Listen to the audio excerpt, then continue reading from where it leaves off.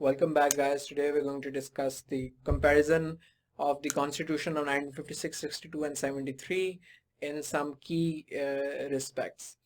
सबसे पहले तो वही अगर आप इंट्रोडक्शन लिखते हैं इसका तो you need to write a little bit about the Constitution. It is a set of principle which organizes the state. By this time in political science you're very well versed with these concepts.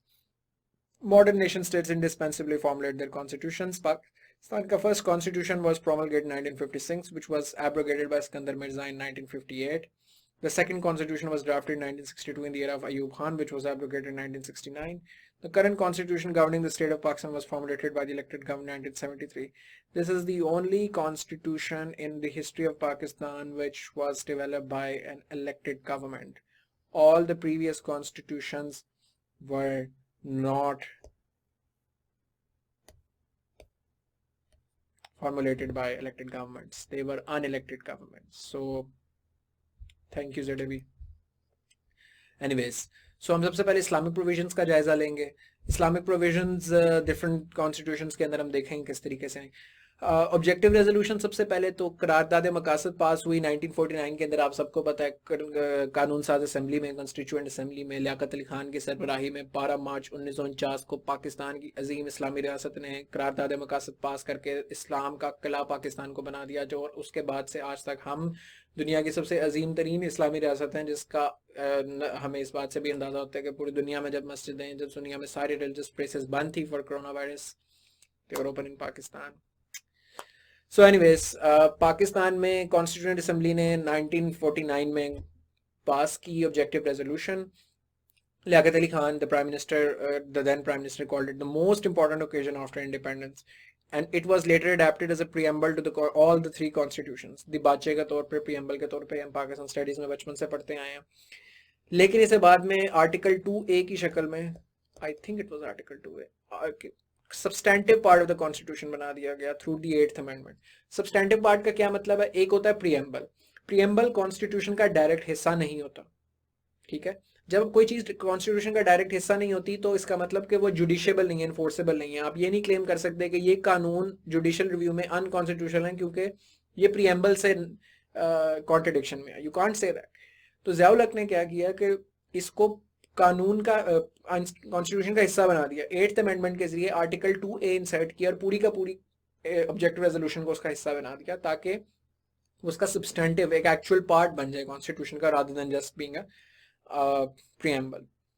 It is also called the Grundnorm of Constitution. In the Asmajlani case, court ने इसे Grundnorm कहा था. Grundnorm basically वो चीज होती है जिसकी touch stone के ऊपर आप दूसरी लॉज की वैलिडिटी चेक करते हैं कि whether or not they're right or not. So it's a foundation stone basically upon which the edifice of the constitution is constructed. दूसरा आइडिया ऑब्वियसली ये है कि सॉवरेंटी ऑफ अल्लाह. आपको याद होगा कि हमने रिपब्लिक फ्रांस के कॉन्स्टिट्यूशन के अंदर एक लाइन पढ़ी थी और मैंने कहा था आप इसे कंपेयर करेंगे. बेसिकली द आइडिया इज के all the sovereignty belongs to Allah Almighty, which will be exercised by the representatives of the people through their chosen representatives. तो हमने इसे चूंकि इस्लामिक रियासत का, इस्लामिक डेमोक्रेसी का कॉन्सेप्ट की तरफ हम गए थे, तो sovereignty belongs to Allah. Allah is the source of all authority who delegated to the state of Pakistan through its people, which basically ultimately is a rejection of the Western notion of liberal secular democracy where sovereignty belongs to constitutions proclaim that sovereignty directly belongs to people. तो हमारे यहाँ sovereignty does not directly belong to people. Our constitution says that it belongs to Allah Almighty and God's law. और उसके exercise जो उसकी exercise है वो through people होगी बाय देयर चोजन रिप्रेजेंटेटिव्स. तो वेस्टर्न लिबरल सेक्युलर डेमोक्रेसी को हमने रिजेक्ट करते हुए इस्लामिक डेमोक्रेसी कॉन्सेप्ट उसके अंदर इंकॉर्पोरेट किया, which was envisioned by the philosophy of Iqbal as well. So in these constitutions we had a Muslim head of state. 56 के भी, 62 और 73 में भी कि प्राइम मिनिस्टर प्रेसिडेंट जो है वो मुसलमान होगा. 62 में सिर्फ required only president to be Muslim, and for the reason that 1962 में प्रेसिडेंशियल सिस्टम आ गया था, सदारती निज़ाम में हुकूमत आ गया था, बिकॉज जनरल अयूब खान के टाइम में जो कॉन्स्टिट्यूशन आया था 62 का वो प्रेसिडेंशियल था. 73 required both prime minister and president to be Muslims.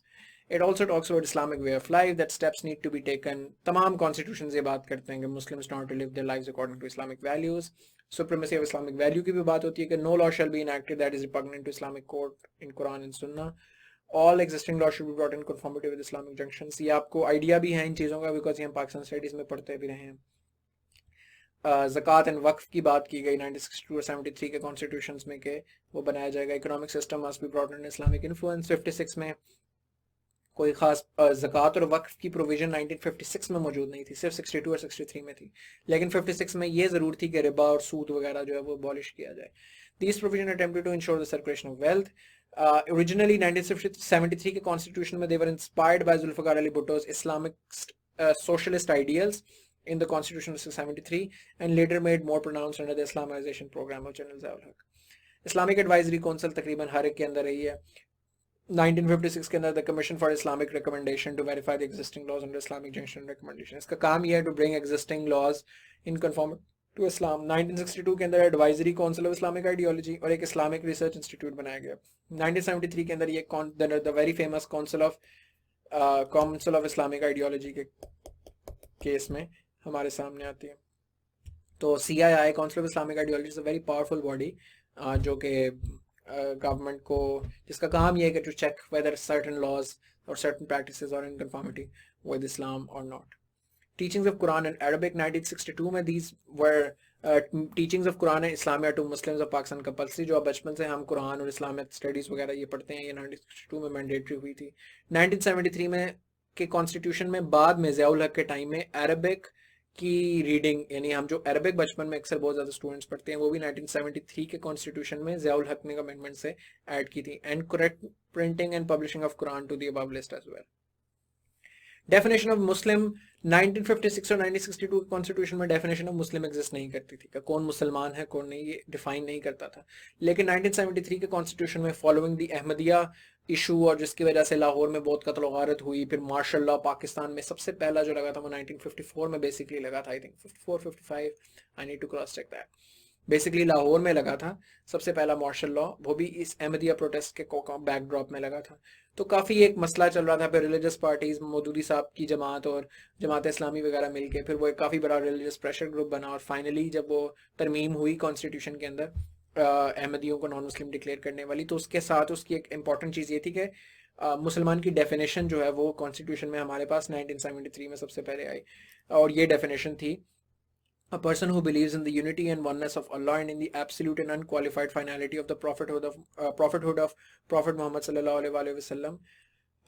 ये definition basically following the Ahmadiyya issue, ये उसके कॉन्टेक्स्ट में ये फिर डेफिनेशन ऐड की गई थी कॉन्स्टिट्यूशन में। और इस्लामिक प्रोविजन ये है कि friendly relations with Muslim states, prevention of morally repugnant activities like gambling, consumption of alcohol, printing and publication of pornography, display of obscene literature। तो ये बेसिकली इस्लामिक प्रोविजंस थी कॉन्स्टिट्यूशन की। अब हम डिस्कस करेंगे फेडरलिज्म क्या था 1956, 62 और 73 के कॉन्स्टिट्यूशन में, फेडरल एस्पेक्ट्स क्या थे।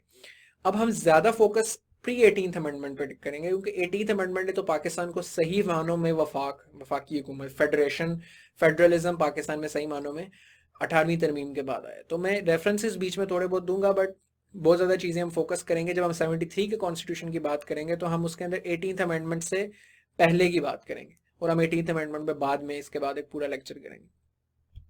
फेडरलिज्म क्या है अब तक आप सबको क्लियर है। Federalism refers to a compound form of government combining central government with regional governments in a single political unit. In federalism, center is weaker than a unitary system. You know that central government has more power than in confederation. ये आपको पता है, अगर आपको भूल रहे तो आप दोबारा से जो unitary, confederation और federalism का लेक्चर है पोल साइड 1 में, you guys should refer to that.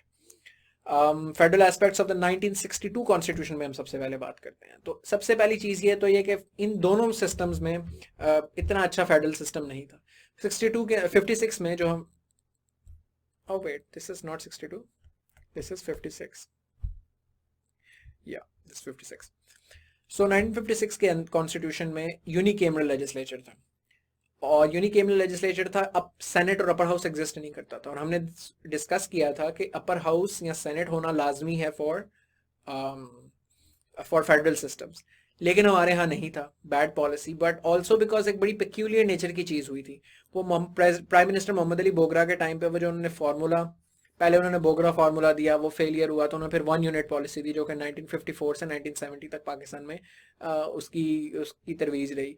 वो बेसिकली ये था कि आपको, ये आपने पाकिस्तान स्टडीज़ में सुना होगा कि पूरा वेस्ट पाकिस्तान जो हमारा पाकिस्तान है वो एक यूनिट है, कोई पंजाब बलूचिस्तान सिंध नहीं है, और एक ईस्ट पाकिस्तान है। उसको बनाने का मकसद बेसिकली ये था, पॉलिटिकल मोटिव्स, के बंगालियों की चूंकि ईस्ट पाकिस्तान में न्यूमेरिकली मेजॉरिटी में थे, तो वो एज ए यूनिट ज़्यादा मेजॉरिटी में आ जाते थे, पंजाब सिंध बलूचिस्तान ये वो, तो उसको काउंटर करने के लिए और इक्वल करने के लिए इसको वन यूनिट डिक्लेयर कर दिया गया।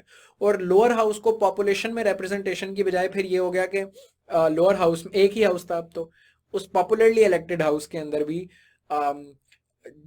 इक्वल नुमाइंदे थे वेस्ट पाकिस्तान के और ईस्ट पाकिस्तान के, तो एक अपर हाउस की जरूरत भी महसूस नहीं हुई। तो एक बड़ी एक ये एनैमली सी क्रिएट हो गई, एक बड़ा गलत तरीका था, क्योंकि one unit was very disastrous, because Punjabi लोगों के डिफरेंट इंटरेस्ट थे, पंजाब के सिंध के डिफरेंट इंटरेस्ट थे, बलूचिस्तान के डिफरेंट इंटरेस्ट थे, और उनके पास कोई सेपरेट फोरम या सेपरेट लेजिस्लेचर वैसा एग्जिस्ट नहीं किया था। So they had an all powerful center unilaterally provinces में जगहों पर emergency भी लगा सकता था किसी भी part of the country पे। provinces तो ऐसा exist नहीं करते थे, one unit के अंदर ही कहीं पे भी emergency लगा के almost dictatorial power central government की जो भी president है उसकी आ जाती थी। President was elected by an electoral college and not through indirectly elected through parliament, जिस तरीके से पार्लियामेंट्री सिस्टम्स में होना चाहिए इनडायरेक्ट इलेक्शन, वो डायरेक्ट इलेक्टोरल कॉलेज से इलेक्ट होता था, और वो electoral college basically basic Democrats का बनता था। ये बाद में वैसे आए थे, बेसिक डेमोक्रेट्स बेसिकली यानी आपके लोकल काउंसलर्स थे। तो प्रेसिडेंशियल सिस्टम को हमने थोड़ा सा इनकॉर्पोरेट करने की कोशिश की, तो फेडरल एस्पेक्ट यानी बहुत वीक था, सेंटर बहुत पावरफुल था, सेंट्रल प्रेसिडेंट बहुत पावरफुल है, सेंट्रल गवर्नमेंट बहुत पावरफुल है, जुडिशरी की पावर जुडिशियल रिव्यू थी, which is a feature of federalism. Urdu and Bengali were both made national languages, again a good step, because इस पे बहुत उर्दू लैंग्वेज का बहुत तनाज़ा था कि लैंग्वेज कौन सी नेशनल लैंग्वेज हो। So after a very thorough discussion और मसले और कंट्रोवर्सी के बाद इन दोनों को नेशनल लैंग्वेजेस डिक्लेयर किया गया था। This constitution was adopted under the leadership of Chaudhry Mohammad Ali in 1956। 1962 के कॉन्स्टिट्यूशन के फेडरल फीचर्स की बात करते हैं तो वन यूनिट पॉलिसी कंटिन्यू रही, लेकिन ये गलत पॉलिसी थी, बिकॉज यूनिट्स डिमांड करते थे कि एटलीस्ट कम से कम जो पहले 4 सूबे थे वो तो एग्जिस्ट करें। एक बहुत स्ट्रॉन्ग सेंटर था, powers of the central government enumerate की, while the rest of the powers were given to the president. Provinces residually powers का आइडिया था, लेकिन सेंट्रल गवर्नमेंट के पास ही सारी पावर्स थी, टेक्निकली बहुत ज्यादा। यूनिकेमरल लेजिस्लेचर था, there was no upper house, no, और प्रोविंशियल लेजिस्लेचर्स भी एग्जिस्ट नहीं करते थे, सिर्फ एक आपकी सेंट्रल लेजिस्लेचर एग्जिस्ट करती थी। जो प्रिंसिपल ऑफ पैरिटी, बेसिकली मैंने आपको जिस तरह बताया कि वन यूनिट की पॉलिसी के तहत दोनों को आपने बराबर कर दिया, वेस्ट पाकिस्तान ईस्ट पाकिस्तान के नुमाइंदों को, रिप्रेजेंटेटिव्स को, तो वो पैरिटी बना दिया आपने लोअर हाउस में, जबकि लोअर हाउस पॉपुलेशन बेसिस पे होता है, जिसकी ज्यादा पॉपुलेशन है उसके ज्यादा नुमाइंदे, और अपर हाउस पैरिटी की बेसिस पे होता है। तो हमने वो सारी स्कीम जो है वो वन यूनिट से ऊपर नीचे कर दी। It resulted into ethno-provincial tensions between the provinces. East और वेस्ट पाकिस्तान में भी टेंशन ज़्यादा बढ़ती रही, बिकॉज हमने ज़बरदस्ती ईस्ट पाकिस्तान को के नंबर्स को चेक करने की कोशिश की, नहीं उनको इक्वल करने की कोशिश करते रहे, ताकि उनके पास किसी तरह मेजॉरिटी ना आए पार्लियामेंट के अंदर, तो जिसकी वजह से these were became eventually the breeding grounds for the fall of Dhaka eventually. Presidential system with strong chief executive, क्योंकि ये जनरल अयूब खान के टाइम पे बना था, और general Ayub was himself the president, so he naturally made a very strong president. He had the power to appoint governors, he had the power to dissolve national assembly, he can veto any legislation directly as a single man. तो ये constitution general Ayub Khan ने 1962 में enforce कराया, जिसमें बहुत ही मजबूत सदर और स्ट्रॉन्ग सेंट्रल गवर्नमेंट थी, और प्रॉपर एक सही प्रेसिडेंशियल सिस्टम था। और इसी के फिर रिस्पॉन्स में हबीब जालिब ने अपनी नज़्म लिखी थी ना, कि दीप जिसका मोहल्ला में ही जले, चंद लोगों की खुशियों को लेकर चले, वो जो साये में हर मसलहत के पड़े, ऐसे दस्तूर को सुबह बेनूर को मैं नहीं मानता, मैं नहीं मानता। It's a very famous poem which was narrated by Jalib in response to this constitution, which stifled all form of dissent, which stifled all form of provincial autonomy, which gave a lot of power and concentration to a military bureaucracy at the center and president, or जो one man who can on a horseback do everything. So तरक्की पसंद दीगर शोरा ने भी इसके खिलाफ काफी protest register कराया। 1973 कॉन्स्टिट्यूशन में आते हैं। As I told you, this was the only constitution which was drafted by an elected government. तो जुल्फिकार अली भुट्टो की गवर्नमेंट आई, वन यूनिट ऑटोमेटिकली अबॉलिश हो चुका था। Because of the fall of Dhaka in 1971, और जिसके रिस्पॉन्स में फिर फैज साहब की मशहूर नज़म हम के ठहरे अजनबी इतनी मदारातों के बाद फिर बनेंगे आशना कितनी मुलाकातों के बाद, कब नज़र में आएगी बेदाग सब्जे की बहार, खून के धब्बे धुलेंगे कितनी बरसातों के बाद। तो ये उन्होंने फॉल ऑफ ढाका पे लिखी थी, which appears to be a very romantic poem, but was originally, इसका अनवान भी ढाका से वापसी पर है। तो फॉल ऑफ ढाका के बाद 1 यूनिट ऑटोमेटिकली अबॉलिश हो गया, उनके ईस्ट पाकिस्तान को रहा ही नहीं, तो फिर वेस्ट पाकिस्तान के अंदर वही नेचुरल 4 प्रोविंसेस को क्रिएट किए गए। लेकिन इसमें जो लिस्ट थी वो 2 थी। एक फेडरल लिस्ट थी, ये लेजिस्लेटिव लिस्ट आपको मैंने फेडरलिज्म के लेक्चर में डिस्कस की है। बेसिकली ये वो चीज़ें हैं जिन पर सिर्फ फेडरल गवर्नमेंट लेजिस्लेट कर सकती है, पार्लियामेंट, सेंट्रल पार्लियामेंट लेजिस्लेट कर सकती है। और एक कॉन्करेंट लिस्ट थी, इसके अंदर वो सब्जेक्ट्स थे। फेडरल लिस्ट में फॉर इंस्टेंस क्या थे, करेंसी के पैसा जो है, मनी सिर्फ सेंट्रल गवर्नमेंट कर सकती है, डिफेंस सेंट्रल गवर्नमेंट के पास है, फॉरेन अफेयर सेंट्रल गवर्नमेंट के पास है, so on so forth, recruitment into civil service, ये सारी चीज़ें फेडरल लिस्ट में।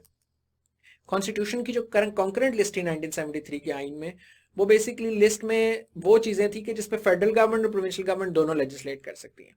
और अगर डिस्प्यूट है, यानी फेडरल गवर्नमेंट की लेजिस्लेशन डिफरेंट है, प्रोविंशियल गवर्नमेंट की डिफरेंट है, तो फेडरल गवर्नमेंट की जो लेजिस्लेशन है वो प्रिवेल करेगी। Not a very good system for provincial autonomy, मगर फिर भी कंपैरेटिवली पिछले निज़ाम जो 2 अदवार गुजरे थे उनसे कंपैरेटिवली प्रोविंसेस को पावर ज़्यादा दी गई थी। एक council of common interest CCI create हुई, which not to be confused with CII, which is Council of Islamic Ideology। CCI का काम ये था कि सेंटर और प्रोविंसेस और प्रोविंसेस के दरमियान अगर आपस में कोई पावर के या चीज़ों के डिस्प्यूट आते हैं इश्यूज के ऊपर, तो उसको रिजॉल्व करती थी। It consist of prime minister, chief minister and 3 members of to be nominated by PM। ये अभी तक एग्जिस्ट करती है। पहले इस पर कोई जिम्मेदारी नहीं थी अपनी मुलाकात की, जब ज़रूरत महसूस होती थी तब ये मिलती थी, लेकिन 18th अमेंडमेंट के बाद हर 90 दिन में इसका मिलना ज़रूरी होता है। बाई कैमरल लेजिस्लेचर इसके अंदर आ गया फाइनली, जो फेडरल लेजिस्लेचर की ज़रूरत है कि सेनेट जो कि प्रिंसिपल ऑफ पैरिटी पे एग्जिस्ट करेगी, जिसमें सारे प्रोविंसेस की इक्वल नुमाइंदगी होगी, नेशनल असेंबली जिसमें प्रिंसिपल ऑफ पॉपुलेशन की बेसिस पे नुमाइंदगी होगी। और ये हमारी जो करंट स्कीम है पोस्ट 18th अमेंडमेंट, उसके तहत ये आपकी सेनेट है, और इसमें आपको ये सारी डिटेल्स मिल गई, बलूचिस्तान, KPK, सिंध, पंजाब वगैरह, इनकी जनरल सीट्स हर एक की कितनी है, और हर एक की अंदर उसकी इंडिविजुअल डिविजन्स भी हैं। सो यू सी के ऑल द प्रोविंसेस, अब तो फाटा का मर्जर हो गया तो ये स्कीम चेंज हो जाएगी, लेकिन इस्लामाबाद कैपिटल की 4, बाकी सबकी 23 ये इक्वल सीट्स जो हैं आपके सामने आती हैं, और टोटल सेनेट में फिर 104 सीट्स होती हैं। नॉन मुस्लिम्स की सीट्स जो हैं ये 18th अमेंडमेंट के बाद ऐड हुई थी। इसी तरह अगर हम नेशनल असेंबली की बात करें तो नेशनल असेंबली में टोटल 342 सीट्स हैं। उसके अंदर पंजाब की 174, सिंध की 75, KPK की 60, बलूचिस्तान की 20, फेडरल कैपिटल की 3, और उसके अंदर फर्दर डिवीजन पंजाब के अंदर जनरल सीट्स 141, फीमेल कोटा जो 10% हमने डिस्कस किया था जेंडर स्टडीज़ में भी, वो 33, सिंध में 14 ख़वातीन की, KPK में 9, बलूचिस्तान में 4, फेडरल कैपिटल में कोई नहीं। तो ये बेसिकली रिजर्व सीट्स आपके सामने नेशनल असेंबली की भी आ गई। तो आपको मेन आइडिया होना चाहिए ओवरऑल नंबर का प्रोविंसेस के साथ, इधर भी प्रोविंसेस के इंडिविजुअली जो नंबर्स हैं उनका आपको आइडिया होना चाहिए। आप इसका टेबल बनाएं। आपको डिवीजन बेसिक ना पता हो, लेकिन हर प्रोविंस की कितनी सीट्स हैं ये आपको पता होनी चाहिए। Then we have federal aspects of the under 19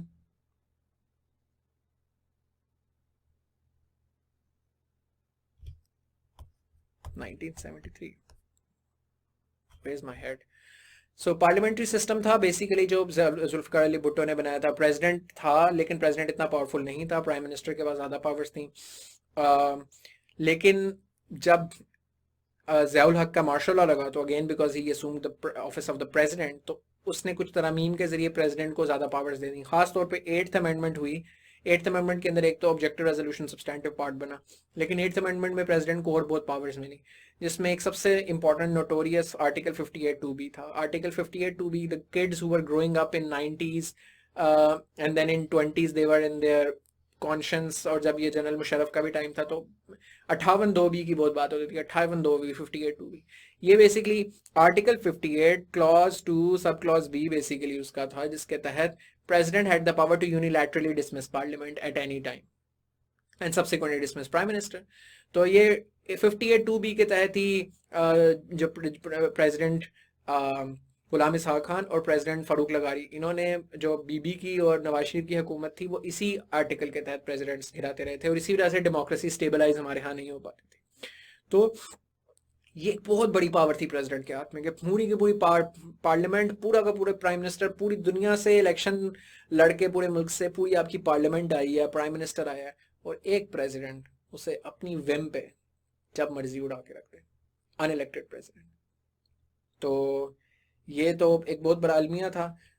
this vastly disturbed the parliamentary cum federal spirit. This was later removed in 18th amendment, जो हम डिस्कस करेंगे तो उसमें बात करेंगे।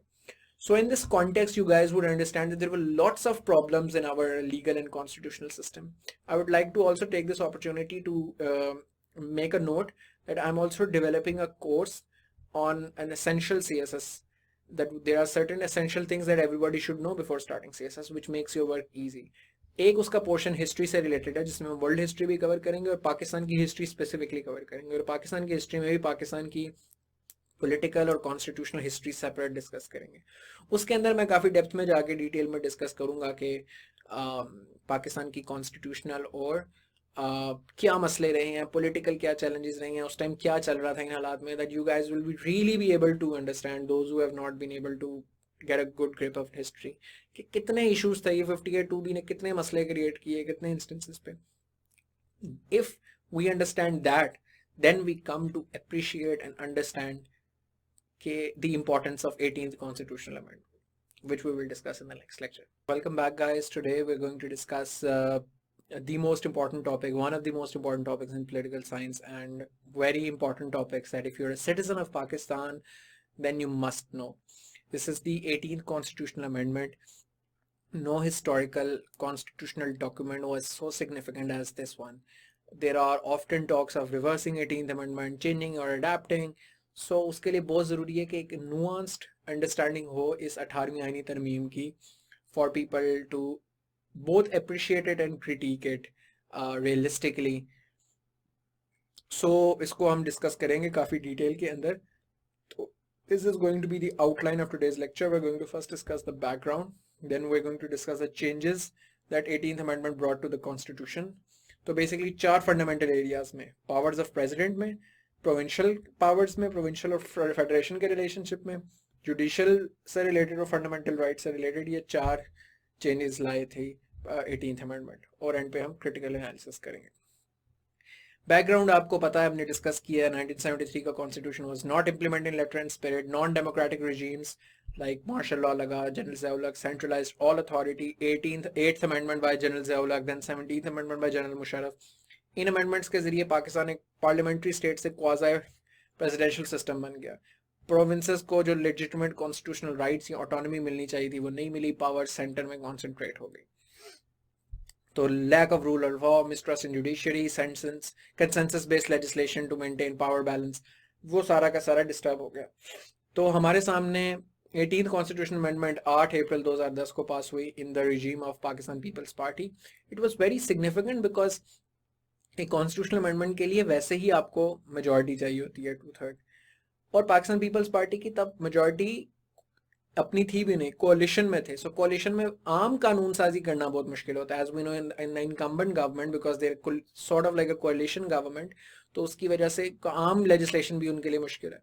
But back then in 2010 Peoples Party managed to do a constitutional amendment with a coalition government, और सारी जमातों को साथ मिला के एक बड़ा consensus based document था, which is evident from the fact that out of the 342, 292 legislatures in National Assembly voted in favor of this. It introduced changes to about 36% of the constitution. So more than 1/3 of the constitution of 1973 is now changed.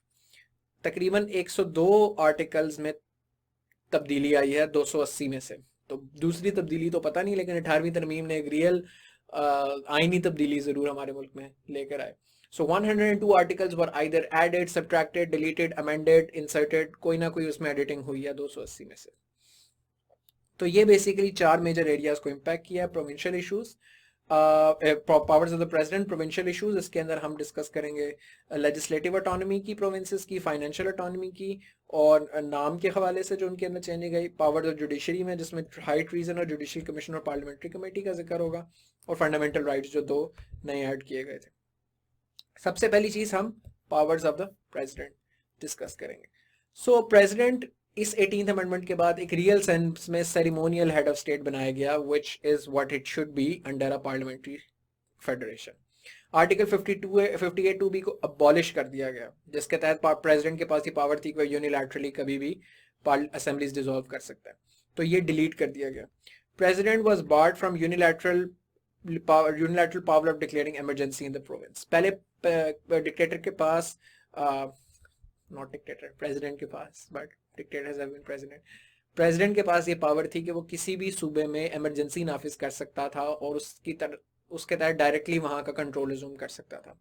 तो provinces का grievance था, provinces यानी federal model तो ना हुआ ना कि अगर आपके सूबों के पास आती नहीं, ये पावर उससे ले ली गई। अब एक बड़ा इंट्रिकेट मेथड उसकी जगह डेवलप किया गया, और ये कॉन्स्टिट्यूशन का आर्टिकल 232 है जो मैंने आपके सामने रखा है कि अब प्रेसिडेंट किस तरह इमरजेंसी लगाता है।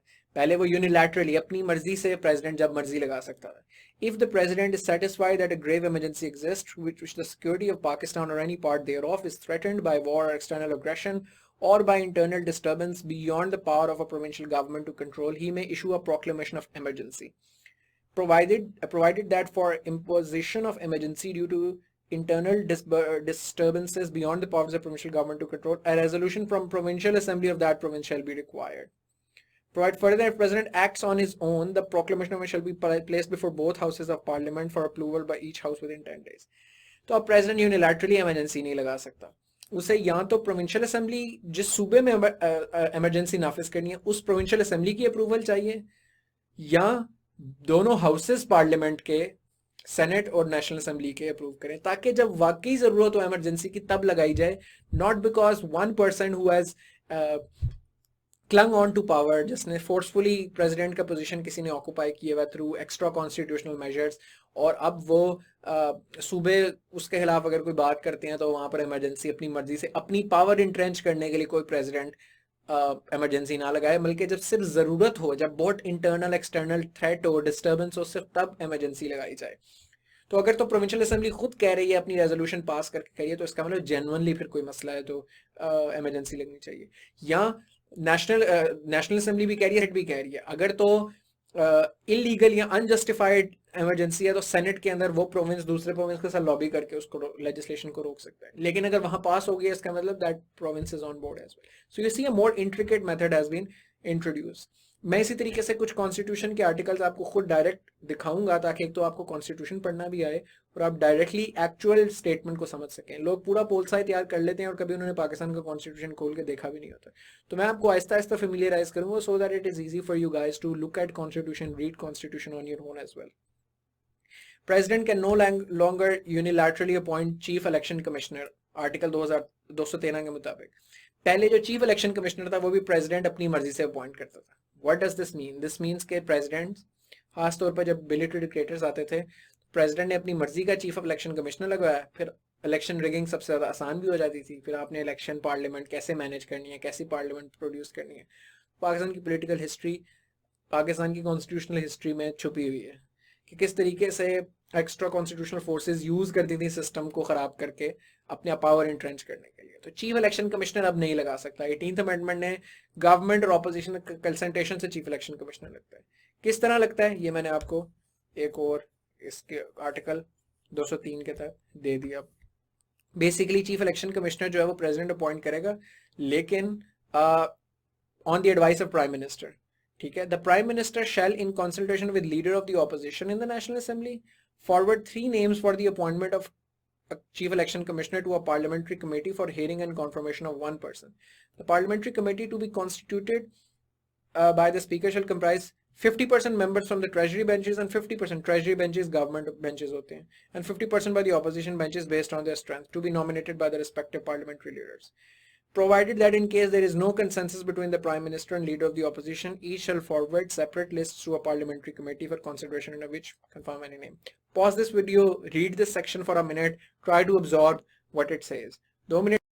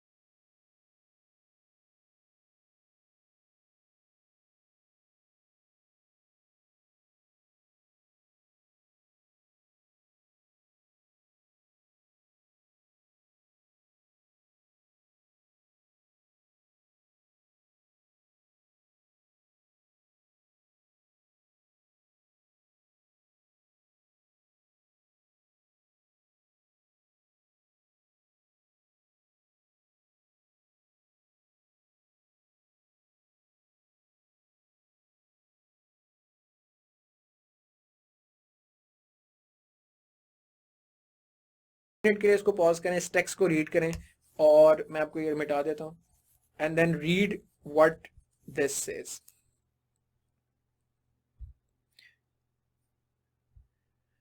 ये मैंने अब आपको एक ग्राफिकल डिपिक्शन दी है उसी बात की जो अभी पीछे आर्टिकल था।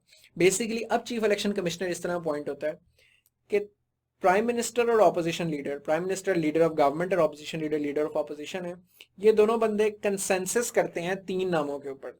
दे एग्री ऑन 3 डिफरेंट नेम्स, 1 2 3, ये बंदा ठीक है, ये बंदा ठीक है, ये बंदा ठीक है। ये 3 नाम पे कंसेंसस करते हैं और ये तीनों बंदों का नाम फॉरवर्ड कर देते हैं।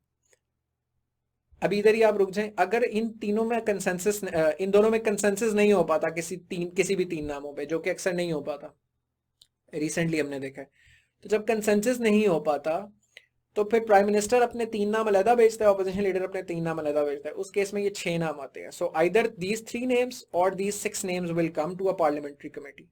ये पार्लियामेंट्री कमेटी बेसिकली के अंदर कौन होंगे, पार्लियामेंट्री कमेटी की स्ट्रेंथ इसमें नहीं लिखी, ये चेक करनी पड़ेगी, मगर parliamentary committee comprise of 50% from government के जो नुमाइंदे हैं पार्लियामेंट में उनसे, और 50% जो ऑपोजिशन के नुमाइंदे हैं उनसे।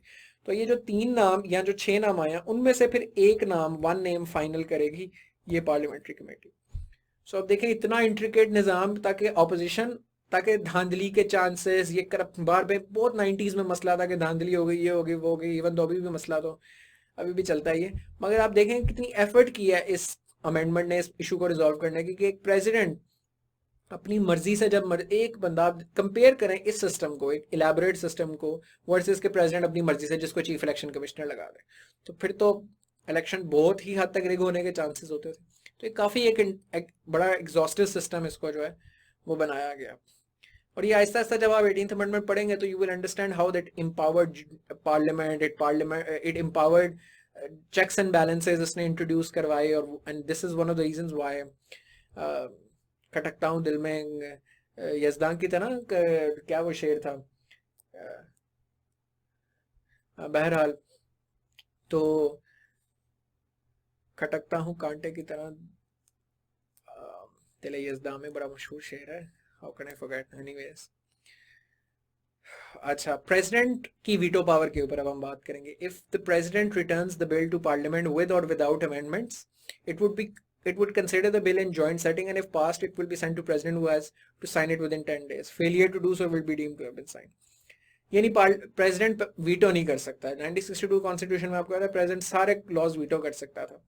तो president return the bill to the parliament, या वो अपनी अमेंडमेंट्स देगा या नहीं देगा, तो वो कहेगा कि यार ये ठीक नहीं है, इसको एक दफ़ा नजरसानी करें। ये एक दफ़ा जॉइंट सिटिंग में, जॉइंट सिटिंग कहते हैं हाउस और जब सेनेट इकट्ठे बैठती है तो उसे जॉइंट सिटिंग कहते हैं। तो अगर वो जॉइंट सेटिंग में पास हो जाता है, it will be send to president to sign within 10 days। अगर प्रेसिडेंट नहीं भी साइन करता 10 दिनों में, तो वो समझा जाएगा कि deem to have been sign, it will be considered कि साइन हो गया, ये लॉ बन गया। यानी प्रेसिडेंट की वीटो पावर्स लिमिट कर दी, आर्टिकल 75 में। ये जितनी हमने चेंजेस अभी डिस्कस की हैं, these changes converted a powerful executive president to a merely ceremonial figurehead according to the spirit of parliamentary federalism। अच्छा, एक और चीज भी इसके अंदर चेंज हुई थी which I might have forgotten to mention, कि गवर्नर जो था ना प्रोविंस का, वो प्रेसिडेंट अपॉइंट करता है। Governor is like to a province what president is to the republic. इसीलिए प्रोविंस में भी गवर्नर की पावर नहीं होनी चाहिए। थ्योरेटिकली फेडरल मॉडल के अंदर चीफ मिनिस्टर की होनी चाहिए, मगर पहले जिस तरह का निजाम था और प्रेसिडेंट पावरफुल था, गवर्नर भी बहुत पावरफुल था, क्योंकि गवर्नर इज प्रेसिडेंट्स एजेंट। तो पंजाबी गवर्नर लगा दिए जाते थे बलूचिस्तान में, डिफरेंट एथनिसिटीज के लोगों को डिफरेंट जगहों पे लगा दिया जाता था। तो वो जो पंजाबी डोमिनेशन का, एक पंजाबी डोमिनेंस का नैरेटिव बड़ा स्ट्रांग होता था, which is why provinces feel marginalise, especially Balochistan. तो उसको खत्म करने के लिए रूल आ गया कि जो गवर्नर है वो will be a native to that province, और governor will be appointed by president on the advice of prime minister. तो नेटिव यानी बलूचिस्तान में जो गवर्नर लगेगा वो बलूचिस्तान का ही होगा, ताकि ये जो इन इश्यूज हैं इनको रिजॉल्व किया जाए, जो एथनिक इश्यूज हैं। अच्छा, अब हम आते हैं प्रोविंशियल इश्यूज पे, प्रोविंशियल इश्यूज एंड फेडरेशन। सबसे पहले हमने जो अभी बात की, emergency can not be declared without the approval of the respective provincial assemblies और बोथ फेडरल हाउसेस, आर्टिकल 232 मैंने आपसे डिस्कस किया पहले। President would appoint governor on the advice of prime minister. There shall be a governor for each province who shall be appointed by the president on the advice of prime minister. Court ने इसको इस तरीके से interpret किया कि ये advice binding है president के ऊपर। NWFP was renamed Khyber Pakhtunkhwa. बड़ी देर से मसला चल रहा था कि पंजाब का नाम जो पंजाब की मेजॉरिटी एथनिसिटी है पंजाबी उनकी बेस नाम पे, सिंध का नाम जो सिंध की मेजॉरिटी एथनिसिटी है सिंधीज उनके नाम पे, बलोचिस्तान का नाम उस बलोचिस एथनिसिटी के नाम पे। तो सिंध का नाम क्यों नॉर्थ वेस्टर्न फ्रंटियर प्रोविंस है, उनका नाम ही उनकी डोमिनेंट एथनिसिटी के नाम पे होना चाहिए। और उसमें हमारा ये क्लेम था कि नहीं एथनिक पॉलिटिक्स ना करें, ये ना करें, वो ना करें, लेकिन एक आइडेंटिटी और एक शनाख्त है। बाकी 3 सूबों में आपने उसे रिकॉग्नाइज किया और एक सूबे में नहीं किया। Also, northwestern frontier province is a more racist and very oriental term which was devised by the British when they came here, that these are frontier provinces. ठीक है, like the tribal frontier, तो उसका नाम change करना was very important। और ये federation को एक छोटे छोटे मसले हैं, लोग कहते थे नहीं फेडरेशन वफाक टूट जाएगा, मुल्क तबाह हो जाएगा अगर हमने NWFP का नाम खैबर पख्तूनख्वा रख दिया, क्योंकि देखिए हम तो एथनिक पॉलिटिक्स में आ जाएंगे, ये हो गए।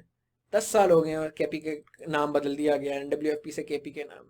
क्या वफाक टूटा, क्या कोई मसला हुआ? ये ओवर हाइप्ड एक इशू क्रिएट किया गया था फ्रॉम अ नॉन इशू, कि जी नहीं चेंज करना नाम, नहीं चेंज करना नाम, नहीं चेंज करना, which then they accuse that ये पंजाबी डोमिनेटेड जो एलीट है वो नहीं करने देती लोगों की बाकी सूबों के राइट्स को, एथनिक राइट्स को नहीं एक्सेप्ट करती। तो कुछ नहीं हुआ पाकिस्तान, बल्कि इससे वो एथनिक जो हेट्रेड थी वो कम हुई, बिकॉज आपने एक पीसफुल तरीके से निगोसिएशन और टेबल्स के जरिए आपने अच्छी बात मान ली और मसला हल हो गया। बलोचिस्तान के स्पेलिंग चेंज हुए थे कॉन्स्टिट्यूशन में, बलूचिस्तान से LU की बजाय LO किया गया था, ये भी चेंज हुए थे। CCI council of common interest was procedurally mandated to be chaired by PM and meet every 90 days. ये मैंने आपको बताया भी था पहले कि ये काउंसिल ऑफ कॉमन इंटरेस्ट पहले मौजूद थी, लेकिन उसको प्रोसीजरली मैंडेट किया कि हर 3 महीने में एक दफा लाजमी मिलना है। वैसे तो अगर कोई इशू है तो जब मर्जी प्राइम मिनिस्टर मिल सकता है, या बाकी मेजॉरिटी मेंबर्स अगर कॉल करें तो मीटिंग हो सकती है। लेकिन इससे ये हुआ कि जो, क्योंकि CCI का काम यह है कि जो भी प्रोविंसेस और फेडरेशन के दरमियान या प्रोविंसेस के दरमियान आपस के इश्यूज हैं वो रिजॉल्व किए, सारे चीफ मिनिस्टर और प्राइम मिनिस्टर बैठ के। तो ये अभी थोड़ी सी डिसफंक्शनल है आजकल, लेकिन ये जब पीपल्स पार्टी के दौर में और प्राइम मिनिस्टर उसके बाद जब PMLN का जो सेकंड टेन्योर था 2013 का, तब ये बहुत फाल थी, बहुत फंक्शनल थी। खासतौर पर जब CPEC आ रहा था और CPEC के जब इश्यूज आ रहे थे कि किस प्रोविंस से ईस्टर्न रूट वेस्टर्न राउट, कभी कोई कॉन्स्पिरेसी कभी कोई कॉन्ट्रोवर्सी, तो वो CCI ने बैठ के रिजॉल्व किया। It's a very very good model which should be in place. तो अभी ये आजकल तो है वैसे ही पूरी पार्लियामेंट और पूरा CCI डिसफंक्शनल हुई हुई है, ज़्यादा काम ऑर्डिनेंसेस के थ्रू हो रहा है, टेक्नोक्रेट्स के जरिए हो रहा है, एडवाइजर्स के जरिए हो रहा है, अनइलेक्टेड लोगों के जरिए हो रहा है। Any constitutional amendment that would have the impact of changing the boundaries of province must be approved by the provincial assembly of that province।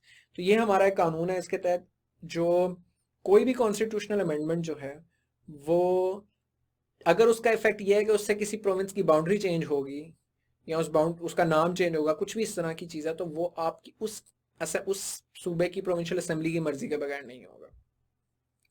Legislative autonomy, legislation में क्या ऑटोनॉमी मिली प्रोविंसेस को? तो इसमें सबसे पहले ये चीज़ आपको याद है 1973 के कॉन्स्टिट्यूशन में 2 लिस्ट थी, federal legislative list which was the exclusive domain of the federal government, central government उस पर लेजिस्लेट कर सकती थी, फॉरेन अफेयर्स, करेंसी वगैरह वगैरह वगैरह, और एक कॉन्करेंट लिस्ट थी। कॉन्करेंट लिस्ट में वो सब्जेक्ट्स थे जिसमें दोनों लेजिस्लेट कर सकते थे। हाँ, 18th अमेंडमेंट में कॉन्करेंट लिस्ट वो कर दी गई, अबॉलिश कर दी गई। कॉन्करेंट लिस्ट की एबोलिशन से ये हुआ कि वफाक के पास चीज़ें कम रह गई, क्योंकि अब वफाक सिर्फ फेडरल लेजिस्लेटिव लिस्ट पे लेजिस्लेट करेगा, कानून साजी करेगा। दीगर जितने भी सब्जेक्ट्स हैं, यानी जो फेडरल लेजिस्लेटिव का हिस्सा नहीं है, वो सारे के सारे प्रोविंसेस के पास हैं। So now only there is only one list, even though उसके 2 पार्ट्स हैं जो मैं आगे जाके एक्सप्लेन करूंगा उनमें फर्क, लेकिन अब एक ही लिस्ट है फेडरल लेजिस्लेटिव लिस्ट। और इसके अलावा रेजिडुअरी पावर्स, यानी जो चीज़ें फेडरल लेजिस्लेटिव लिस्ट का हिस्सा नहीं है वो सारी प्रोविंसेस के पास हैं पावर्स, यानी उन पे सिर्फ अब प्रोविंस लेजिस्लेट करता है जो फेडरल लेजिस्लेटिव लिस्ट में नहीं है। मसलन इसके नतीजे में कौन कौन सी पावर्स आई प्रोविंसेस के पास? Criminal law, contracts, transfer of property, marriage, labour welfare, labour laws etcetera, ये सारे प्रोविंसेस के पास आए। हेल्थ, एजुकेशन, लोकल गवर्नमेंट, ये सारे प्रोविंसेस के पास आ गए। एक और चीज़ इसके अंदर ये थी कि जो हाइड्रो इलेक्ट्रिक स्टेशन किसी सूबे में अगर फेडरल गवर्नमेंट ने बनाने हैं तो जिस सूबे में बनाने हैं सूबे की मर्जी के बगैर नहीं बनेंगे। This was in context of Kalabagh dam, क्योंकि उस पर काफ़ी कंट्रोवर्सी हुई थी और दूसरे सूबों को इतराज़ था, KPK को और सिंध को, उस पर बहुत बड़ा इतराज़ था। आप कुछ लोग कहते हैं कि जी ये बहुत ज़रूरी था हमारे सर्वाइवल के लिए बनना, और ये बड़ी इस पर गलत पॉलिटिक्स हुई। बट आई वुड सजेस्ट कि it's a more nuance, more complex issue. इतने सिंपल टर्म्स में इसको ब्रेक डाउन ना किया जाए, इनको इतने रिडक्टिव लेंस से एक्सप्लेन ना किया जाए। There are divisive opinion upon on this issue of Kalabagh, लेकिन उससे ये बहुत कंसर्न था कि KPK और सिंध के लोगों को बहुत एतराज़ था, उनकी बैक वाटर फ्लडिंग का खतरा था KPK में, सिंध में ड्राउट का खतरा था। वो यही था कि कालाबाग डैम से सबसे ज़्यादा पंजाब को फ़ायदा होगा, और पंजाब को ही होगा at the cost of others. तो वो लेकिन बड़ी ज़बरदस्ती पुश करने की कोशिश की गई थी पहले, लेकिन वो कामयाब नहीं हो सका। लेकिन ये अब कॉन्स्टिट्यूशन में डाल दिया गया कि इस तरह की कोई भी चीज़, अगर कोई हाइड्रो इलेक्ट्रिक पावर स्टेशन है तो वो उस प्रोविंस की मर्जी से बनेगा, ताकि मुशावरत से कोई भी काम हो, you don't impose that on the provinces. अच्छा, मैंने आपसे फेडरल लेजिस्लेटिव लिस्ट की बात की, इस पर थोड़ा बात कर लेते हैं। आर्टिकल 74 जो है, आर्टिकल 70 सब सेक्शन 4 क्लॉज 4 जो है, ये बेसिकली डील करती है लेजिस्लेटिव लिस्ट से। तो अब एक ही लेजिस्लेटिव लिस्ट है, उसके दो पार्ट्स हैं। आपने लाजमी कॉन्स्टिट्यूशन खोलना है, गूगल पे लिखें नेशनल असेंबली की वेबसाइट पे na.gov.pk के ऊपर ये कॉन्स्टिट्यूशन पड़ा हुआ है, वो आपने खोलना है और आपने एक दफ़ा लेजिस्लेटिव लिस्ट पढ़नी है खुद, ताकि आपको खुद भी एक तो अंडरस्टैंडिंग हो कि किस तरीके से कॉन्स्टिट्यूशन लिखा हुआ होता है, और आपको ज़्यादा मेमोरी में आपकी चीज़ बैठेगी भी ज़्यादा। आप नोट्स इधर से ही बना लीजिएगा, लेकिन उधर से आपने पढ़ा होगा तो आपको बहुत आसानी होगी। तो अब बेसिकली फेडरल लेजिस्लेटिव लिस्ट के दो हिस्से हैं, पार्ट 1 और पार्ट 2। पार्ट 1 वो चीज़ें हैं जो एक्सक्लूसिवली फेडरल गवर्नमेंट की जुरिस्डिक्शन है, जो कि फेडरल पार्लियामेंट, फेडरल कैबिनेट चुप करके अपनी मर्जी से करते हैं। इसमें टोटल 53 आइटम्स हैं, मेन मैंने लिखी हुई हैं, आप एग्जांपल के तौर पे कोट कर सकते हैं। Defence, foreign affairs, citizenship, Pakistan post, currency, foreign exchange, federal public service commission जिसका एग्जाम की तैयारी कर रहे हैं आप लोग, nuclear energy, air navigation, Pakistan stock exchange, state bank of Pakistan. Part 2 वो चीज़ें हैं कि जो हैं तो फेडरल गवर्नमेंट की जुरिस्डिक्शन, लेकिन वो चीज़ें जिनका इम्पैक्ट प्रोविंसेस पे भी होता है, तो वो इन इश्यूज को रेगुलेट CCI करेगी। फेडरल गवर्नमेंट के उन पर राइट है, लेकिन दूसरे चीफ मिनिस्टर्स इस पर क्रिटिक कर सकते हैं through council of common interest. ये like railway, mineral oil, natural gas, electricity, census, police, HEC, इसमें 18 आइटम्स जो हैं वो तकरीबन टोटल है। तो ये बेसिकली आर्टिकल 154 में लिखा भी हुआ है, the council shall formulate and regulate policies in relation to matters in part 2 of the federal legislative list and shall exercise supervision and control over related institutions। तो ये बेसिकली हमारे सामने आता है। बाकी जो इन दोनों का हिस्सा नहीं है, इन पार्ट्स का, इस लिस्ट का हिस्सा नहीं है, रेजिडुअरी पावर्स, वो डिवॉल्व हो गए प्रोविंसेस को, जैसे कि हमने पहले भी डिस्कस किया। तो आप सोचें कि ये कितनी बड़ी अचीवमेंट थी कि कहाँ फेडरल लेजिस्लेटिव लिस्ट थी और कॉन्करेंट लिस्ट थी। फेडरल गवर्नमेंट इन पे भी लेजिस्लेट करती थी और कॉन्करेंट लिस्ट की सारी चीज़ों पे भी करती थी। तो 18th अमेंडमेंट के बाद ये कॉन्करेंट लिस्ट वाली तो सारी चीज़ें डायरेक्टली प्रोविंसेस के पास चली गई, ये तो अब्जॉर्ब डिसॉल्व हो गई। लेकिन जो फेडरल लेजिस्लेटिव लिस्ट का भी एक हिस्सा था पार्ट 2, वो भी CCI के तहत मातहत कर दिया, और उसमें भी प्रोविंसेस की कुछ से आ गई through their respective chief ministers. तो कितनी बड़ी पावर थी। अच्छा, इसमें एक इंटरेस्टिंग पॉइंट ये नोट करना है कि इन दोनों, आप ये खुद भी चेक कीजिएगा, इन दोनों पार्ट्स में कहीं भी इन्वायरमेंट का तस्करा नहीं है, यानी फेडरल लेजिस्लेटिव लिस्ट का हिस्सा इन्वायरमेंट नहीं है। तो technically environment policy should be provinces के पास। तो प्रोविंसेस के पास है भी, उनकी EPA एग्जिस्ट करती है, different EPDs, environment protection department, लेकिन एनवायरमेंट की मिनिस्ट्री हमारी फेडरल गवर्नमेंट में डिवीजन भी एग्जिस्ट करती है, which should not constitutionally be there, it's a constitutional anomaly and little। तो हर किसी का इधर ध्यान गया तो शायद कहीं जाएगी बात। तो अच्छा, प्रोविंशियल इश्यूज एंड फेडरेशन में आ गई है कि NWFP का नाम चेंज करके खैबर पख्तूनख्वा रखा गया, बलोचिस्तान के स्पेलिंग्स बलूचिस्तान से चेंज करके बलोचिस्तान सही रखे गए। This set a president to settle ethno-linguistic issues in country through constitutional reform. अगली चीज, हम लेजिस्लेटिव ऑटोनॉमी की बात की, हमने दूसरे इश्यूज की बात की, अब हम फाइनेंशियल ऑटोनॉमी की बात करेंगे प्रोविंसेस की। सबसे पहले तो ये चीज के जो सेल्स टैक्स ऑन सर्विसेज थे वो प्रोविंसेस को दे दिए गए। पहले federal government sales tax on services भी कलेक्ट कर देती थी, तो अब उन्होंने sales tax on services 18th amendment के बाद प्रोविंसेस को दे दिया कि आप ही कलेक्ट करें, आप ही खर्च करें। सेल्स टैक्स ऑन गुड्स अभी भी फेडरल गवर्नमेंट करती है, कि जो प्रोडक्शन होती है, मैन्युफैक्चर्ड गुड्स पे जो टैक्स लगता है, सेल्स टैक्स लगता है, वो फेडरल गवर्नमेंट FBR के थ्रू ही कलेक्ट करती है। लेकिन जो सेल्स टैक्स ऑन सर्विसेज हैं, सैलून्स, ब्यूटी पार्लर्स, ये वो जो सर्विसेज सेक्टर के अंदर जो के ऊपर जो सेल्स टैक्स है, वो आपकी इनकम टैक्स ऑन सर्विसेज भी अभी तक फेडरल गवर्नमेंट करती है, लेकिन जो सेल्स टैक्स है वो आपका प्रोविंशियल गवर्नमेंट करती है। जिस तरह इसी के नतीजे में फिर पंजाब में पंजाब रेवेन्यू अथॉरिटी पीआरए बनी, सिंध रेवेन्यू बोर्ड बना, और इनकी काफ़ी सक्सेस है। जब ये sales tax on services federal government collect करती थी तो वो थोड़ा कलेक्ट करती थी, क्योंकि वो बाकी इतने ज़्यादा टैक्सेस थे वो उन पे फोकस करते थे। प्रोविंसेस के पास इंसेंटिव ये है कि चूंकि उनके पास सिर्फ सेल्स टैक्स ऑन सर्विस है तो उन्होंने उस पर बहुत काम किया। सिंध रेवेन्यू बोर्ड ने तो बहुत ही ज़्यादा काम किया, जिसकी वजह से जो share of taxes collected by these authorities है वो बहुत ज़्यादा हो गया कंपेयर टू जब ये फेडरल गवर्नमेंट के पास थे तो तब कलेक्ट होते थे। these are a lot of minute details that people are not aware कि 18th अमेंडमेंट के कितने फायदे पहुंचे हैं। और हम मतलब बड़े दानिश्वर भी टीवी पर आकर बस एक ब्रॉड स्पेक्ट्रम में कह देते हैं 18th अमेंडमेंट ने तबाही मचा दी, ये कर दी वो कर दी, लेकिन the devil is in the details. और आई वुड रिकमेंड कि आप इस पे साथ साथ जो मैं आपको बातें बता रहा हूँ उन पे रीडिंग करें, आप गूगल करें साथ कि अच्छा सेल्स टैक्स ऑन सर्विसेज का क्या स्टेटस है पाकिस्तान में, हाउ कितना कलेक्ट होता है, पहले कितना होता था, ये वो चीज़ें रिसर्च करें ताकि आपको एक तो याद भी रहेगा और आप एज एग्जाम्पल इसके अंदर मजीद डिटेल्स कोट कर सकते हैं। अगली इंपॉर्टेंट चीज़ जो फाइनेंशियल ऑटोनॉमी में थी वो नेशनल फाइनेंस कमीशन था, एनएफसी अवार्ड, ये आप सुनते आते हैं। एनएफसी क्या है? ये आर्टिकल 160 के तहत it is a mechanism of distribution of resources. क्योंकि एक फेडरेशन है तो इसलिए प्रोविंसेस के पास फिस्कल फाइनेंशियल ऑटोनॉमी भी होनी चाहिए, उनके पास पैसा भी होना चाहिए। तो बेसिकली एनएफसी एक मैकेनिज्म है जिसके जरिए वर्टिकल डिवीजन की जाती है। सबसे पहले वर्टिकल डिवीजन से मुराद ये कि फेडरल गवर्नमेंट कितने पैसे रखेगी, टोटल रेवेन्यूज आते हैं, टोटल फेडरल गवर्नमेंट ने टैक्सेस इकट्ठे किए एफबीआर के जरिए, फेडरल गवर्नमेंट ने लोन्स लिए फॉरेन गवर्नमेंट से, उनको ग्रांट्स मिली, ठीक है, ये सारी चीजें। तो फेडरल गवर्नमेंट के पास जो टोटल पैसा है उसमें से फेडरल गवर्नमेंट कितना रखेगी और प्रोविंशियल गवर्नमेंट्स को कितना देगी, इसे वर्टिकल डिस्ट्रीब्यूशन कहते हैं कि फेडरल का कितना है और प्रोविंसेस का कितना है। फिर प्रोविंसेस के अंदर किस प्रोविंस को कितना जाएगा वो हॉरिजॉन्टल डिस्ट्रीब्यूशन है अमंग प्रोविंसेस। तो सबसे पहली चीज ये की पहले फेडरल डिविजिबल पूल, यानी फेडरल गवर्नमेंट के पास जो टोटल पैसे वाला पूल है उसमें से पहले फेडरल गवर्नमेंट प्रोविंसेस को 47.5% देती थी और खुद 52.5% रखती थी। 10% इंक्रीज कर दिया प्रोविंसेस का शेयर 18th अमेंडमेंट ने, जिसके तहत 57.5% प्रोविंशियल गवर्नमेंट्स का शेयर होगा और 42.5% फेडरल गवर्नमेंट का शेयर होगा टोटल। उस 42.5% में आगे प्रोविंसेस में क्या डिस्ट्रीब्यूशन होगी वो अब हम देखते हैं। सो यहाँ तक बात आपको समझ आ गई कि पहले 57.5% प्रोविंसेस का शेयर होगा और 42.5% गवर्नमेंट का शेयर होगा, जितने टोटल हुकूमत के पास पैसे हैं उसमें से। हॉरिजॉन्टली ये फॉर्मूला एग्जिस्ट करता है।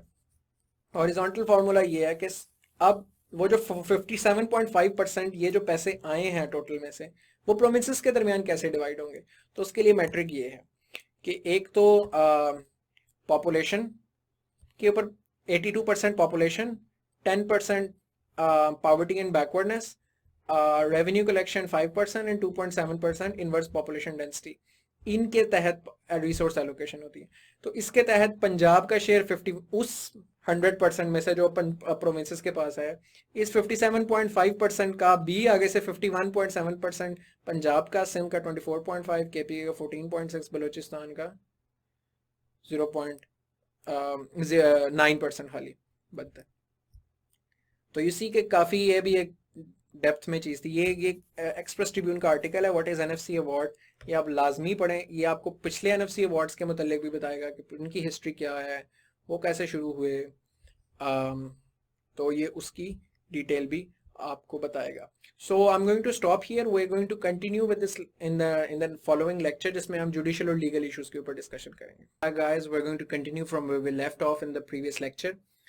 हम डिस्कस किया हमने अभी तक पावर्स ऑफ द प्रेसिडेंट को किस तरीके से कटेल किया और पार्लियामेंट्री फेडरलिज्म किस तरह इंस्टीट्यूट किया, और दूसरा हमने प्रोविंसेस की जो ऑटोनॉमी थी both financial and legislative autonomy हमने उस पर डिस्कस किया। Now we are going to discuss the third area which was impacted by the 18th amendment and that is the judicial and legal side. तो एक तो ये कि आर्टिकल 6 को अमेंड किया जो हाई ट्रीजन का बेसिकली आर्टिकल है इस अमेंडमेंट ने, ताकि इसको प्रोटेक्ट किया जाए उसकी एबॉलिशमेंट से। आप ये देखें कि जब पहले आर्टिकल 6 में सिर्फ एब्रोगेशन का तस्करा था, तो जो बाद में मार्शल लॉ लगा है ज़िया उल हक साहब के टाइम पे, उसके अंदर उसको होल्ड इन अबेयंस का कह दिया गया, सस्पेंड का नाम दे दिया गया। जब सस्पेंड को भी बीच में ला दिया गया तो फिर उसके बाद जनरल मुशर्रफ का जब मार्शल लॉ लगा तो वो होल्ड इन अबेयंस हो गया। तो बेसिकली लीगल टर्मिनोलॉजीज और जार्गन के साथ खेल कर कॉन्स्टिट्यूशन के साथ खेल लिया जाता था। और क्या नाम है, गालबन बेगम नुसरत भुट्टो केस में ज़ियाउल हक साहब के जो मार्शल लॉ था उसको कोर्ट ने वैलिडेट कर दिया, और सर जफर अली शाह केस के अंदर जो जनरल मुशर्रफ का मार्शल लॉ था उसको वैलिडेट भी कर दिया। These are cases I will discuss in the foundational lecture जो मैंने आपको बताया था मैं बनाऊंगा constitution of history of Pakistan, तो उसमें मैं डिटेल में डिस्कस भी करूंगा। So by the time if you are watching this video and that course is up, do look at that. So basically court ने वैलिडेट करते रहे मार्शल लॉज को, क्योंकि मार्शल लॉ लगता था, जो उसका जो डॉक्यूमेंट होता था, यहाँ वो पीसीओ के तहत लगता था, प्रोविजनल कॉन्स्टिट्यूशनल ऑर्डर, यहाँ वो एलएफओ के तहत लगता था, लीगल फ्रेमवर्क ऑर्डर। उसके तहत जो वर्डिंग्स थी मार्शल लॉ की, वो जो यूज किया जाता था कि constitution is abrogated, constitution is suspended, constitution is held in abeyance, वो इस तरह लगाया जाता था ताकि लीगल बैकिंग मिल सके कोर्ट की बात। तो उन्होंने अमेंडमेंट इस तरीके की 18th अमेंडमेंट में, और आप देखेंगे और ये पढ़ के आपको एहसास होगा कि उन्होंने कहा कि भाई खुदा का वास्ता है अब मार्शल लॉ ना लगाना, ताकि कोई अब हार्म ना रहे। सो आपके साथ ही मैं पढ़ूंगा आर्टिकल 6। एनी पर्सन हु एब्रोगेट्स और सबवर्ट्स और सस्पेंड्स और होल्ड्स इन अबेयंस और अटेम्प्ट्स और कंस्पायर्स टू एब्रोगेट और सबवर्ट और सस्पेंड और hold in abeyance to the constitution by use of force or show of force or by any other unconstitutional means shall be guilty of high treason.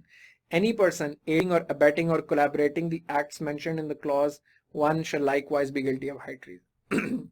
कोई तरीका बाकी ना रहे कि आप कोई डॉक्यूमेंट ना ला सको जिसमें आप किसी और तरह का लफ्ज इस्तेमाल करके मार्शल लॉ लगा सको। कि जैसे एब्रोगेशन का लफ्ज है तो आप सब कहो कि द कॉन्स्टिट्यूशन स्टैंड सबवर्टेड, और बाद में सुप्रीम कोर्ट में जाके कहो हमने तो सबवर्ट किया है, कॉन्स्टिट्यूशन में तो एब्रोगेशन बना है।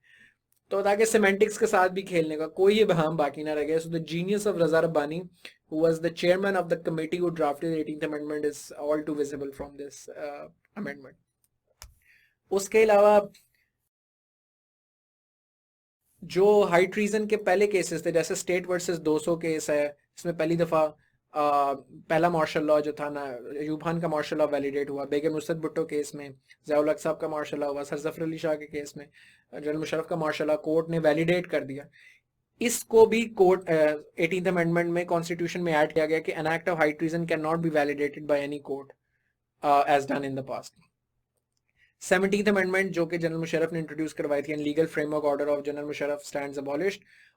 270 आर्टिकल 273 में ये ऐड किया गया कि जितनी प्रीवियस कॉन्स्टिट्यूशन जो कॉन्स्टिट्यूशनल इंडोर्समेंट थी ना, कि जो वैलिडेट कर दिया था मार्शल लॉ को, वो अनकॉन्स्टिट्यूशनल थी। एक डिक्लेरेशन इशू की इस्लामाबाद हाई कोर्ट मुशर्रफ के टाइम पे भी, जनरल मुशर्रफ के टाइम पे भी आई थी, लेकिन वो बाद में खत्म हो गई। Islamabad high court was again formed under 18th amendment. Special judicial and parliamentary commission were created for the nomination and appointment of superior जजेस। तो अब हम आते हैं नॉमिनेशन एंड अपॉइंटमेंट ऑफ जजेस के ऊपर। 18th अमेंडमेंट में उसका क्या मैकेनिज्म है? This is interesting. सबसे पहले एक होती है जुडिशियल कमीशन, ठीक है। वो जुडिशियल कमीशन में अगर तो जो वैकेंसी है वो किसी एक जज की आई है इन सुप्रीम कोर्ट, 17 टोटल जजेस हैं, उन 17 में से किसी एक जज की वैकेंसी आई है, तो ये कमीशन बैठेगा जिसमें chief justice of Pakistan, 4 most senior जजेस of supreme court, a former जज of supreme court nominated by the chief justice of Pakistan. अभी गिन लें टोटल कितने हो गए, 1 5 6, सो 6 जजेस, राइट। एक federal minister for law and justice, attorney general of Pakistan, politician सिर्फ एक है, फेडरल मिनिस्टर। अटॉर्नी जनरल भी कॉन्स्टिट्यूशनल अपॉइंटमेंट है जो गवर्नमेंट करती है। और तीसरा senior advocate by Pakistan bar council, Pakistan bar council nominate करेगी। तो ये 3 लोग ही होंगे। तो ये जुडिशियल कमीशन बेसिकली उस बंदे का एक नया नाम फाइनल करेगी उस वैकेंसी पे। तो अगर एक बंदे की जरूरत है, जुडिशियल कमीशन एक नाम जो है वो फाइनल करेगी, और वो नाम फाइनल करेगी अपनी मेजॉरिटी से। तो मेजॉरिटी किसकी है? 6 जजेस हैं, बाकी 3 नॉन जजेस हैं। तो ऑब्वियसली व्हाट जजेस would want generally will prevail. और उसके अंदर भी पॉलिटिशियन टोटल सिर्फ एक है। तो फिर अगर तो सुप्रीम कोर्ट में नहीं, हाई कोर्ट में, किसी भी हाई कोर्ट में, सिंध हाई कोर्ट में एक वैकेंसी है, तो ये जुडिशियल कमीशन जो ये सुप्रीम वाला है, ये तो ऐसे का ऐसे ही बरकरार रहेगा, मगर उसके साथ उस हाई कोर्ट का जिसमें वैकेंसी है और आपने नॉमिनेट करना है, उसका चीफ जस्टिस, उसका एक मोस्ट सीनियर जज ऑफ द हाई कोर्ट, उसका provincial minister for law and justice और senior advocate by Pakistan bar council वो भी इसके अंदर ऐड हो जाएगा, तो ज़्यादा लोग हो जाएंगे। इसी तरह फेडरल शरीयत कोर्ट में है तो इसकी जगह फिर फेडरल शरीयत कोर्ट वाले आ जाएंगे, अगर इस्लामाबाद हाई कोर्ट में है तो उसकी जगह इस्लामाबाद हाई कोर्ट वाले हो जाएंगे, रिस्पेक्टिव हाई कोर्ट वाले। So 1% against each vacancy decided by the majorship and then this is sent to the parliamentary committee. ये जो एक नाम इन्होंने फाइनल किया है वो पार्लियामेंट्री कमेटी को चला जाएगा। पार्लियामेंट्री कमेटी के टोटल 8 मेंबर्स होंगे, उन 8 मेंबर्स में से 4 सेनेट के मेंबर्स होंगे और 4 नेशनल असेंबली के मेंबर्स होंगे। उनके साथ भी अंदर जो 4 सेनेट के मेंबर्स हैं उनमें भी 2 गवर्नमेंट के होंगे और 2 ऑपोजिशन के होंगे, 2 गवर्नमेंट के होंगे नेशनल असेंबली में, 2 ऑपोजिशन के होंगे। बेसिकली 18th अमेंडमेंट में ये पार्लियामेंट्री कमेटी की एडिशन इस तरीके से की गई थी ताकि पार्लियामेंट्री ओवरसाइट इंक्रीज हो जजेस की अपॉइंटमेंट में। अब आपने इसको बड़ा रीजनेबली सोचना है, आपने यूएस का पॉलिटिकल सिस्टम पढ़ा, आपने देखा कि चेक्स एंड बैलेंसेस कितने इंपॉर्टेंट है। कोई भी इंस्टीट्यूशन होली काउ नहीं होता, हर इंस्टीट्यूशन पे चेक्स एंड बैलेंसेस होते हैं और चेक्स एंड बैलेंसेस ऑपरेट करते हैं in especially in appointments and in removals कि यूएस प्रेसिडेंट नॉमिनेट करता है जजेस को, फिर सेनेट उनको अप्रूव करती है, उनकी रिमूवल जो है वो भी इसी तरीके से, फिर इम्पीचमेंट करेगी सेनेट, तो और फिर सेनेट के लेकिन फैसलों को जुडिशरी जो है वो जुडिशियल रिव्यू कर सकती है। तो एक बड़ा balance system of checks and balance, ये हर एक का हर एक के ऊपर चेक है, and that's what's the spirit of democracy and modern democratic system should be. हमारे यहाँ लेकिन आप ये देखें कि चेक्स एंड बैलेंसेस बहुत ऑपोजिट डायरेक्शन में। All checks are generally on the legislature and executive, parliament के ऊपर ही सारे चेक्स हैं। जो जुडिशरी है वो सो मोटो लेकर जुडिशियल रिव्यू करके उनके लेजिस्लेशन को नल एंड वॉइड डिक्लेयर कर सकती है, कॉन्स्टिट्यूशनल अमेंडमेंट को नल एंड वॉइड डिक्लेयर कर सकती है, प्राइम मिनिस्टर्स को घर भेज सकती है, मिनिस्टर्स को घर भेज सकती है। कितने प्राइम मिनिस्टर्स जुडिशरी की जो है वो जजमेंट्स के बाद घर गए, लेकिन पार्लियामेंट का कोई चेक नहीं है जुडिशरी पे। So it's not a matter of politicization of judiciary as a lot of people would like to claim। पूरी दुनिया में politicization एक separate चीज है, checks and balances एक separate चीज है। अगर checks and balances नहीं होंगे तो वो institution all powerful बन जाता है और वो फिर transgress करने लगता है अपनी पावर से। अभी यही मसला एक एग्जिस्ट करता है, क्रिटिक सिस्टम की एक ये एग्जिस्ट करती है, जो बाबर सत्तार बहुत प्रोफाउंडली इसको वॉइस करता है कि चेक्स नहीं है जुडिशरी पे, which is why judiciary has become a all powerful institution जो अपनी डोमेन से कभी कभी लिबरल इंटरप्रिटेशन से सो मोटो जुडिशियल एक्टिविज्म इसलिए बहुत ज्यादा, because they don't nothing to fear, because उनकी अपॉइंटमेंट सिक्योर है क्योंकि वो इन लोगों ने नॉमिनेट करनी है। अच्छा खैर होता यही है कि एक बंदा नॉमिनेट करके पार्लियामेंट्री कमेटी के पास गया, पार्लियामेंट्री कमेटी कैन रिजेक्ट और अप्रूव, व्हेन वो रिजेक्ट करेंगी तो वो फिर एक और बंदे का नाम भेजेंगे। I might be wrong but as far as I remember बाद में सुप्रीम कोर्ट ने अपनी जजमेंट के जरिए ये भी कदगन लगा दी थी पार्लियामेंट्री कमेटी में कि वो सिर्फ एक दफा रिजेक्ट कर सकते हैं नाम, कि they can reject only once the recommendation of judicial commission, उसके बाद जो भी जुडिशियल कमीशन की नॉमिनेशन आएगी वो उन्हें माननी पड़ेगी, और उनकी nomination is dominated by the जजेस देमसेल्व्स, सो जजेस आर अपॉइंटिंग देमसेल्व्स। और इनका रिमूवल का मैंने इसके अंदर ऐड नहीं किया, वो भी आप देखिएगा, और this is from article 175A। मैंने आपको काफी कॉम्प्रिहेंसिवली और ग्राफिकली, या आप ग्राफ्स ड्रॉ भी करें पेपर में लाजमी, एक्सप्लेन किया आर्टिकल 175A। तो ये आपने आर्टिकल 175A खोल के कॉन्स्टिट्यूशन पढ़ना भी है इसके साथ लाजमी। ये तो होगी अपॉइंटमेंट ऑफ जजेस का मामला। द रिमूवल ऑफ जजेस is done through supreme judicial council, और मुझे उसको भी ऐड कर देना चाहिए था मगर बहरहाल सुप्रीम जुडिशियल काउंसिल भी आप कॉन्स्टिट्यूशन में पढ़ सकते हैं, ऑनलाइन भी देख लें। Supreme judicial council is the body responsible for removal of जजेस, और सुप्रीम जुडिशियल काउंसिल में भी जजेस ही होते हैं और चीफ जस्टिस उसका सरबराह होता है।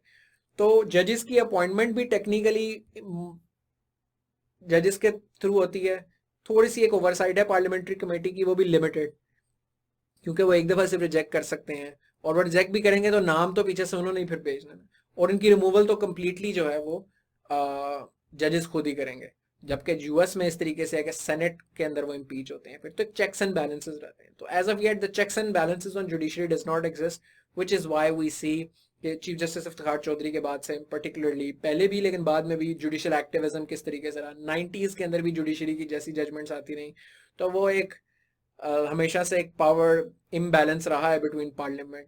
तो हमारे यहाँ चूंकि पॉलिटिशियंस को मिलाइन करना ज़्यादा आसान है, तो होता ही है कि हमेशा उन्हीं को मिलाइन किया जाता है, जबकि there are very very very profound political imbalances. तो ये पॉलिटिकल पार्लियामेंट्री कमेटी भी जो ऐड की गई थी within the system after 18th amendment was a very big step forward in ensuring that checks and balances. तो I would strongly recommend कि इस कॉन्टेक्स्ट में आप पहले तो ये सिस्टम को समझने की कोशिश करें, ये जुडिशियल कमीशन, इसको आर्टिकल खुद पढ़ें, उसके बाद कुछ आर्टिकल्स इस पे पढ़ें कि checks and balance on judiciary of Pakistan, जो गूगल पे आपको आर्टिकल्स मिल जाएंगे, बाबर सत्तार के कुछ इस पे बहुत ज़्यादा आर्टिकल्स हैं, वो आप देख सकते हैं इसके अंदर, तो आपको फिर कुछ बातें समझ आना शुरू होंगी और फिर आप क्रिटिक भी लिख सकते हैं, आपको सिस्टम का ज़्यादा अच्छा समझ भी आएगी।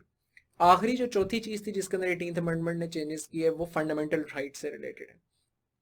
सो fundamental rights, article 25A add किया गया। Article 25 is the right to equality, right to equality, and 25A basically add किया गया which was to provide all citizens free education from 5 to 16 years. तो एक एजुकेशन के ऊपर ताकि ड्राइव ज्यादा स्ट्रांग हो सके। आर्टिकल 19 के जरिए राइट टू इंफॉर्मेशन ऐड किया गया, that gives the citizen the right to information in matters of public importance subject to reasonable restriction. Reasonable restrictions हैं, इसलिए आप ये नहीं कह सकते कि आप आर्टिकल 19 के तहत मुकदमा करेंगे मुझे न्यूक्लियर सीक्रेट्स बताएं कहाँ रखे हुए हैं, रीजनेबल रिस्ट्रिक्शन लगेगी कि नेशनल सिक्योरिटी का मामला है। तो things that concern are of public importance, article 19 के तहत इस तरीके से काफी ज्यादा इंफॉर्मेशन लोगों ने लिटिगेशन के जरिए निकाली भी है। अगर हम इसका क्रिटिकल एनालिसिस करें क्विक, तो despite criticism that provinces lack capacity, सबसे बड़ा क्रिटिसिज्म ये है कि जी प्रोविंसेस की कैपेसिटी नहीं है, तो इतने उनको आपने रिस्पॉन्सिबिलिटीज डिवॉल्व कर दी है। फेडरल गवर्नमेंट की कैपेसिटी है, provincial secretariats, provincial assemblies, provincial departments जो प्रोविंसेस में एग्जिस्ट करते हैं उनकी कैपेसिटी नहीं थी। लेकिन हिस्ट्री ने हमें शो किया है कि पोस्ट 18th अमेंडमेंट प्रोविंसेस ने जितना या डिपार्टमेंट्स ने बेहतर परफॉर्म किया वो फेडरल गवर्नमेंट के अंडर परफॉर्म नहीं किया। फॉर इंस्टेंस जैसे मैंने आपको बताया कि सिंध रेवेन्यू बोर्ड और Punjab revenue authority, sales tax on services जो है वो जब फेडरल गवर्नमेंट के पास था प्री 18th अमेंडमेंट तो बहुत थोड़ा कलेक्ट होता था, जब से प्रोविंसेस के पास है बहुत ज्यादा कलेक्ट होता है, क्योंकि इंसेंटिव है प्रोविंसेस के पास, उनके पास एक ही टैक्स है कलेक्ट करने के लिए। Federal government had a lot of taxes to collect, तो वो सेल्स टैक्स ऑन सर्विसेज पे तवज्जो नहीं देते थे।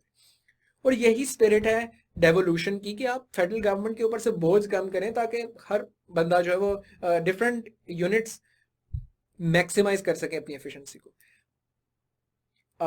हेल्थ सर्विसेज बहुत इंप्रूव हुई हैं पर्टिकुलरली इन पंजाब, वो भी प्राइमरी और सेकेंडरी हेल्थ केयर के अंदर। प्राइमरी और सेकेंडरी हेल्थ केयर बेसिकली वो होता है जो सबसे नीचे बेसिक हेल्थ यूनिट, फिर रूरल हेल्थ सेंटर्स, फिर तहसील हेडक्वार्टर्स और फिर डिस्ट्रिक्ट हेडक्वार्टर्स में होते हैं। जो डॉक्टर सीएसएस की तैयारी करें उन्हें तो बहुत डिटेल में पता है। जो टर्शरी केयर हॉस्पिटल्स होते हैं वो टीचिंग हॉस्पिटल्स के अंदर आते हैं, जो आपकी यानी जो हॉस्पिटल्स जिनके साथ मेडिकल यूनिवर्सिटीज टीचिंग हॉस्पिटल्स उनको कहा जाता है। तो उससे नीचे वाला टियर है वो प्राइमरी और सेकेंडरी हेल्थ केयर है। पंजाब के अंदर ये दो डिपार्टमेंट्स है, primary and secondary health care और एक आपका जो टर्शरी हेल्थ केयर। तो पिछले 5-7 सालों में 8 सालों में स्पेशली आफ्टर 2013 जब primary and secondary health care को सेपरेट किया गया मेन हेल्थ से, तो उसके बाद से बहुत रिफॉर्म्स हुई हैं हेल्थ केयर के अंदर। ये आपको पढ़ना भी चाहिए, हेल्थ केयर की वेबसाइट पे जाएं आप, primary and secondary health care website पे आप उनके इनिशिएटिव्स देखें, आप इसके बारे में पढ़ें। बहुत ज़्यादा चीज़ें तो इससे रिलेटेड मार्केट ही नहीं हुई, which we have seen from a lot of experience के BHUs RHCs DHQs में दवाइयाँ ही नहीं थी होती, मेडिसिन नहीं थी, मेडिकल स्टाफ नहीं था। वो ओवर टाइम इंश्योर कराया है गवर्नमेंट ने जब से प्रोविंसेस के पास आई हैं ये powers. So even though we would not like to accept because of all the media hype, but the realities and a lot of people will attest to this and a lot of facts attest to this, that Pakistan's health standards have dramatically improved in the past 8 years precisely because of the fact that powers were devolved to the provinces and provinces have genuinely made efforts to improve healthcare system in the provinces. Education भी बहुत improve हुई है specially KPK और पंजाब में, और मैं एक lecture भी पूरा इस पे बनाऊंगा एजुकेशन और हेल्थ पे, वही अपने CS एसेंशियल्स वाले कोर्स के अंदर, तो उसमें भी इसके ऊपर डिटेल में जो है वो डिस्कशन करेंगे। लेकिन इस पे आपको खुद भी थोड़ी रीडिंग करनी चाहिए। ये इकोनॉमिस्ट का आर्टिकल आया था, Pakistan lessons in school reform.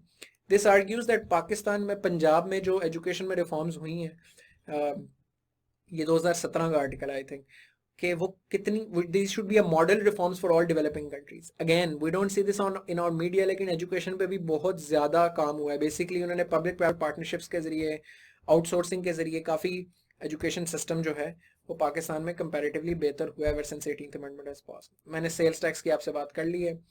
अब जो 2-3 कंसर्न्स हैं वो एक ये है कि फिस्कल डेफिसिट इंक्रीज होता है, क्योंकि 57.5% जो है वो प्रोविंसेस को चला जाता है और फेडरल गवर्नमेंट के पास सिर्फ 42.5% रह जाता है। उस 42.5% में फिस्कल डेफिसिट मैनेज करना होता है, यानी अपने एक्सपेंडिचर्स और रेवेन्यूज के बीच में जो डिस्क्रिपेंसी है वो हो जाती है। फिस्कल डेफिसिट हमारा एक मेन इंपॉर्टेंट इशू रहता है, और IMF कंडीशनैलिटी भी है कि फिस्कल डेफिसिट कम किया जाए, कम से कम किया जाए।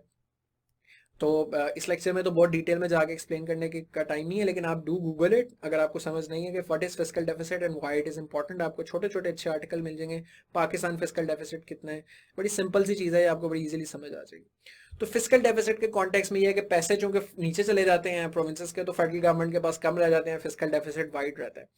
But this is not legitimate critic I think, because ये एफपीआर का काम है फिर कि फेडरल एक जो एजेंसी है वो उसके जरिए इंक्रीज करवाए, फेडरल टैक्स कलेक्शन बेहतर कराए। प्रोविंसेस ने की है अपनी अपनी टैक्स कलेक्शन बेहतर, फेडरल गवर्नमेंट भी अपनी टैक्स कलेक्शन को बेहतर करे।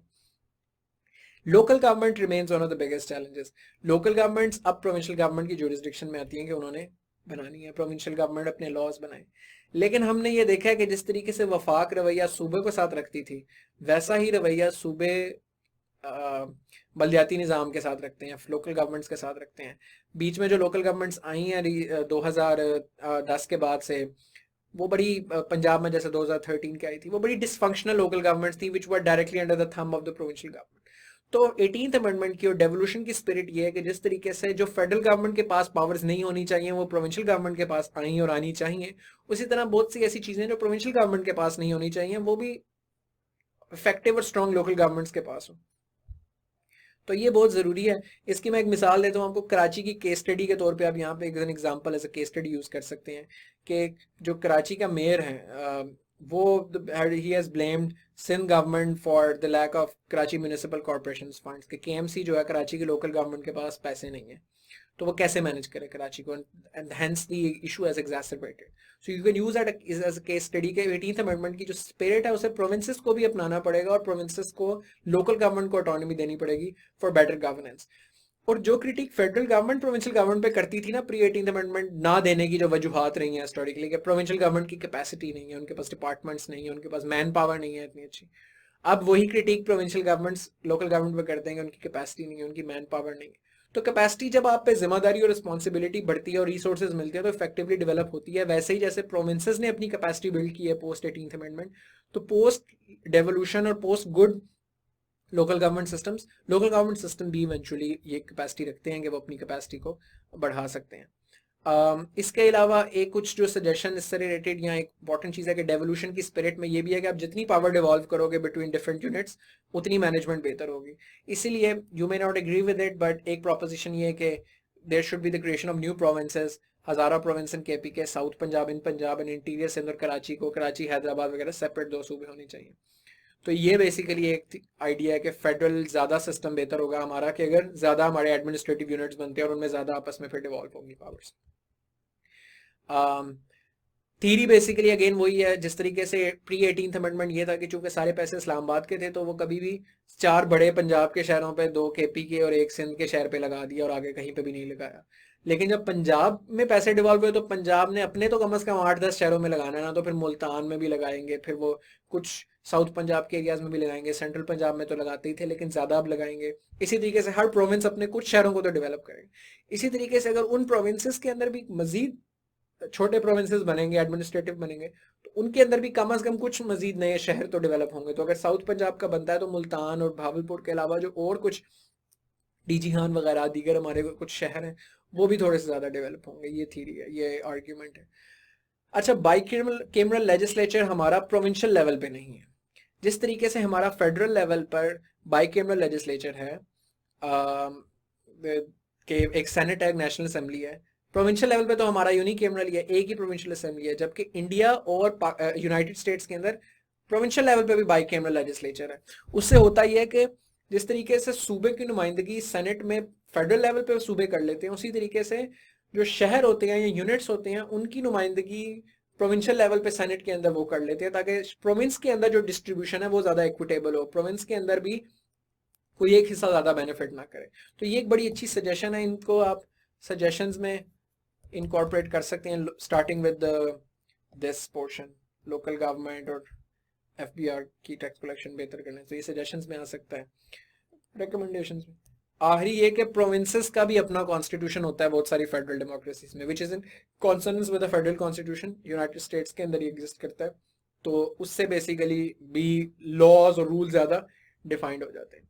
So this was a very comprehensive 2-part lecture on 18th Amendment. I will try to go into more depth into this subject and as we go along, this was the essential part of the 18th Amendment. I've noticed over the past couple of years that there doesn't exist a very nuanced analysis of 18th Amendment or very disjointed information. So I've tried to integrate this very diverse topic and diverse set of information into one lecture. लेकिन इसमें और भी बहुत सारी इसमें पहलू हैं, लेकिन ये आपके एग्जाम पर्सपेक्टिव से हिट द बुल्स आए विद कॉन्क्रीट एग्जांपल्स. डेप्थ में हमने जाके बहुत ज़्यादा चीज़ें स्टडी की हैं. अगर आप इस पर कमांड हासिल कर लें, you will get excellent marks in Pakistan affairs, political science या जो भी आपका और कोई सब्जेक्ट है जिसके अंदर ये सवाल आता है, करंट अफेयर्स, ऐसे. But I will still try के I will make 1 or 2 more lecture on 18th Amendment की कुछ और डेप्थ में हम एनालिसिस करें, कुछ क्रिटिकल एनालिसिस करें, कुछ शॉर्ट कमिंग्स पे डिस्कस करें, कुछ एनएफसी अवार्ड के फॉर्मूला पे डिस्कशन करें. अगर नहीं भी मुझे मौका मिलता है तो आई विल रिकमेंड कि एनएफसी जो अवार्ड है उसके ऊपर आपने देखना है कि उसका फॉर्मूला कैसे बेहतर हो सके, और आपने ये कंपेयर करना है कि जो इंडिया का मॉडल है फाइनेंशियल डेवोल्यूशन का, उनका जो फॉर्मूला है, हमारा है ना 82% population, 2% inverse population density, 10% backwardness and poverty. India का फॉर्मूला क्या है उससे आपने कंपेयर करना, because that formula is very good. वो आप सजेशंस में इनकॉर्पोरेट कर सकते हैं कि एनएफसी अवार्ड में ये चेंजेस होनी चाहिए. सजेशंस में क्रिटिकल एनालिसिस में आप ये भी कर सकते हैं कि अभी तक 7th एनएफसी अवार्ड चल रहा है जो 2010 में पास हुआ था.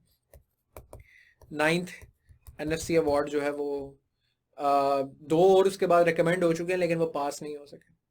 और एक बात मैं जाते हुए आखिरी बता दूं, because I forgot that about that, which is that NFC award के अंदर एक ये चीज भी थी कि जो शेयर ऑफ प्रोविंसेस है ना 18th अमेंडमेंट में ये शामिल हुआ था, वो इससे कम नहीं हो सकता. सो सब्सिक्वेंट अवार्ड जो भी आएगा एक्सेप्ट होता है, अगर 9th-10th NFC अवार्ड एक्सेप्ट होता है, 9th-10th NFC अवार्ड, तो 57.5% से कम शेयर प्रोविंसेस का नहीं हो सकता. इससे ज्यादा हो सकता है. This is the minimum that provinces must get, ताकि ये ना हो कि आज तो कंसेंसस मौजूद है पॉलिटिशियंस का, कल को इसी पार्लियामेंट के साथ ट्वीक किया जाए, अपने बंदे आ जाए, इधर उधर हो जाए, मैनेजमेंट हो जाए, और फिर आप जो है प्रोविंसेस का शेयर कम कर दें. इसलिए 18th अमेंडमेंट को रोल बैक करने की भी बात होती है, क्योंकि अगर ये ना होता तो वो सिंपली प्रोविंसेस का शेयर कम कर देते, फेडरल गवर्नमेंट का शेयर ज्यादा कर देते. लेकिन ये प्रोविंशियल ये अमेंडमेंट इस चीज से बाहर करती है.